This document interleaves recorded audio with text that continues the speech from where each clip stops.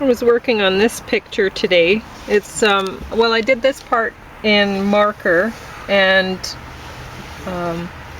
oil pastel, and then I did soft pastel and the rest in soft pastel. So there's that, and I was doing that while I was listening to the first 2 discs of that today. So that's that, and that's James's meal for today. It's a salad, and it'll kind of taste barbecue-y. It looks like James has a few things laid out for us, and the chips on top for the crunch are these, and they are the worst chips that we've ever had. The dressing I made out of this, so it's a sauce made of 0% milk fat, no sugar added, yogurt mixed with salsa. That's it. So nothing too fancy, easy to make. And chips as croutons. Chips as croutons. Yeah, they're not recommended on their own, but if you mix them with other things, it works out. So James is going to tell us how this salad is today.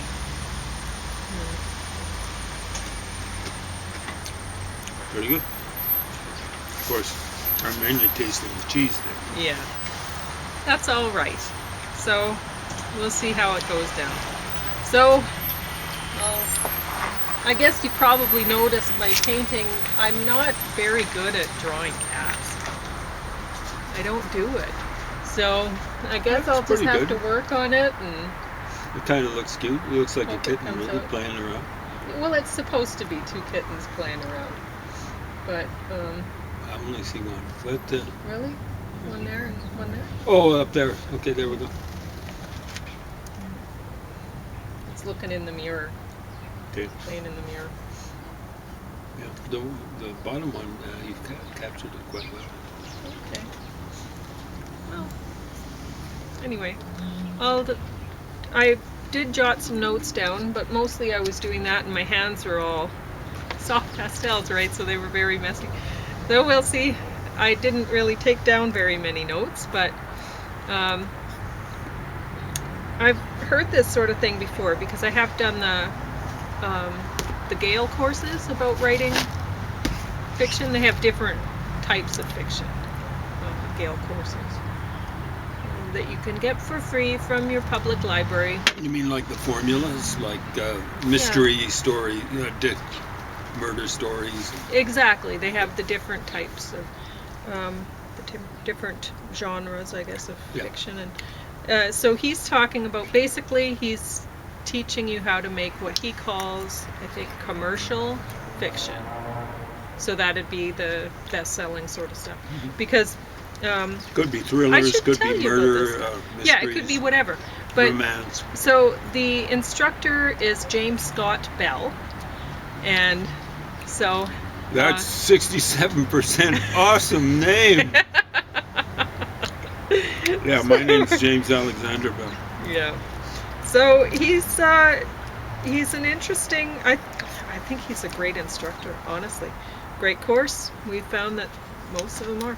But so this guy, he'd wanted to be a writer, and somebody told him either you have it or you don't, and you don't, you know. And so he went on and he went through law school, and he was a successful lawyer and whatever. And then he watched Moonstruck one day, and he was just blown away by the story, and he was like, that's it, you know, I want to learn how to write. And so he researched. He did the smart thing. He actually analyzed other people's work, what they were doing, and he decided, yeah, you can actually learn how to write, because they're the people who have made it work do these things. And so if you actually pay attention to what the writers are doing, like he mentions Stephen King a lot and whatever, but he mentions a lot of, he mentions the big names, the ones who've made it work, right? So anyway, I remember James and I think we were listening to an audiobook by Stephen King while we were playing Scrabble or something like that, and James was saying, it's like he has a Rolodex on popular culture, and he just he thinks, oh, I haven't hit one for a while, I better pull one out, chuck it in. And He tries to so, stay current. That's yeah. one of the key things. It's not just the same Rolodex from Sure. 1965 or whatever. Yeah, I don't think he was writing that far back. But anyway, whatever. Well, 1975 now. Maybe.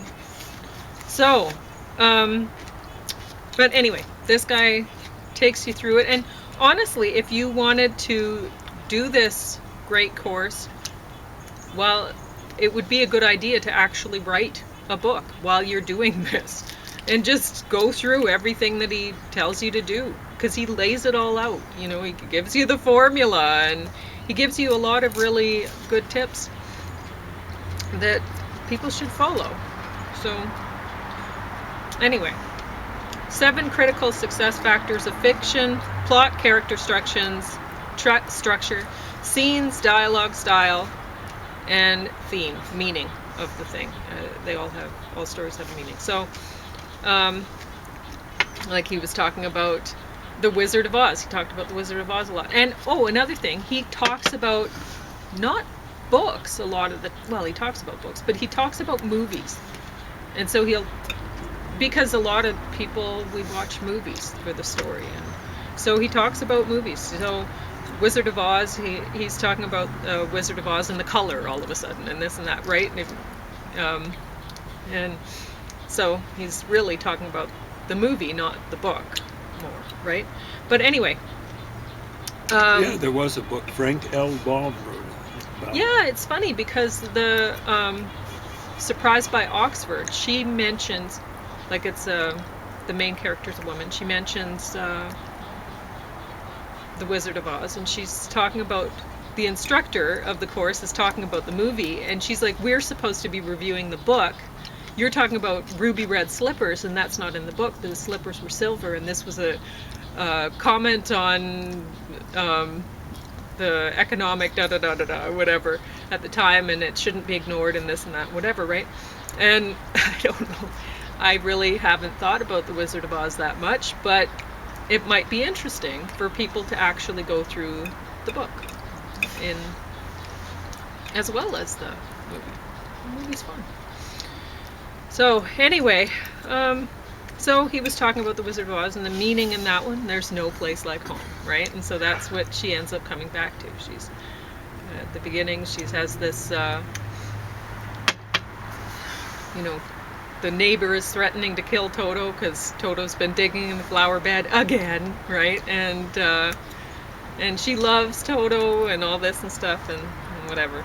So he talks about how all of these big things that worked, that they had these specific things formulas that they used, that the authors used. So anyway, organized writing. Scrivener is a program a lot of writers use, and apparently he says he has a little how to use Scrivener website or something that he tries to help people out with, because he thinks it's great, and I guess a lot of writers do. 3-act structure of a story. Don't go past 20% before you get into the confrontation section in the second act. Second turning point, third act, can be up to 20% from the end. The first act should take up a quarter of the story. The first signpost in Act 1 is the disturbance. And that would be, the disturbance would be Toto messing in the bed, and then the neighbor saying she's going to kill him, right? That's like, oh my gosh, she might kill Toto. And second signpost in Act 1 is the care package, someone thing that the character cares about other than him herself, best near or within the disturbance. And that's, you see that Dorothy loves Toto, right? So anyway, and I have it all written, he has a little timeline for the story. I have that all written out here, but I'll just mention I won't talk about that. You can go through this. Act 2 contains the mirror moment in the middle of the book, and the mirror moment can be two things. It might be the main character is questioning, seeing himself for who he is or who she is or whatever. Or it could be that they are seeing the situation, I might die, or I think I'm going to die here, or whatever, right? So, and he says it's a good idea to have people have your characters up against a risk of death. And it may not be actual death, it may be like career death or something like that, but it should be something like that in the story. One thing after the mirror moment, he calls it pet the dog, and the hero has to take time to help a weaker character. He calls different plot points or inciting incident doorways.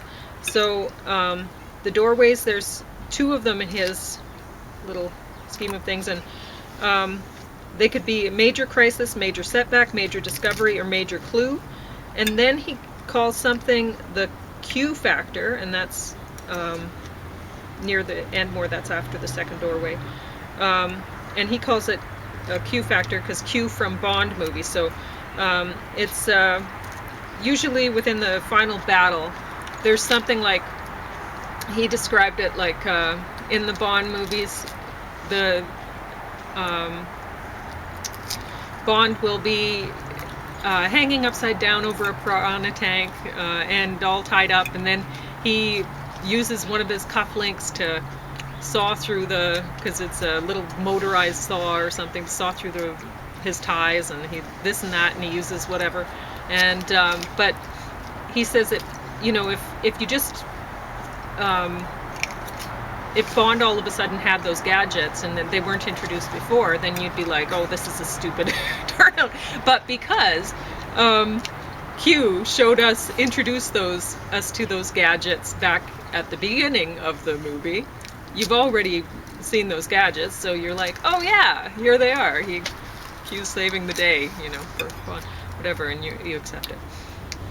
So a series character must have a quirk or uniqueness, needs to have a skill they're great at, must be a bit of a rebel, must have a vulnerability or a character flaw. And he talked about Janet Ivanovich's main character, Stephanie Plum, in the Stephanie Plum novels, how has this romance between, she can't decide. She has 2 men that she's back and forth in love with, you know, and she can't make up her mind. So that's a character flaw, right? And I think it's a pretty major one, but somehow I love the Stephanie Plum novels. And must have a likable quality, must care for others as well as self. A sidekick adds interest, and boy does it ever in the Stephanie Plum novels. He didn't mention that, but without the sidekick, would there be interest? I don't know. I don't think so. The process for creating a memorable character. Ask yourself what the character's purpose is, ally or irritant. Give your characters tags, style of speech, dress, etc. No head hopping in a scene, only one point of view per scene. If you switch to a different point of view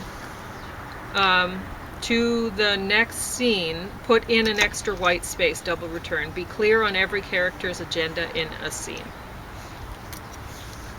And that's all I have. So now James is going to bring you over to some novels that sold really well. So I guess this is a good thing. You brought out some fiction novels that were very popular. Dorothy L. Sayers. Very nice. Witness. And one of them has a cat on it. Yeah, that's a little kind of like a statue, like a brooch or something like that. Okay. It's a lot smaller than what you'd think from me. So the salad's not as good as yesterday's, eh? Oh, it's quite good. It's just, it is. A Okay. little bit nonsense. All right. I just found out someone that's related to me has got a little bit of medical problems. Kind of a little bit upset some. Yeah. Well, that's understandable. How much time is left? 14. I think I'm just going to go in. It's a little bit cool. So, Really? yeah. You don't want to mention just the door Dorothy L. Sayers novels? Just Not really. you don't want at all. Well, I've got a lot of stuff to deal with. Okay. It's just kind of cool. Okay. You don't want to get a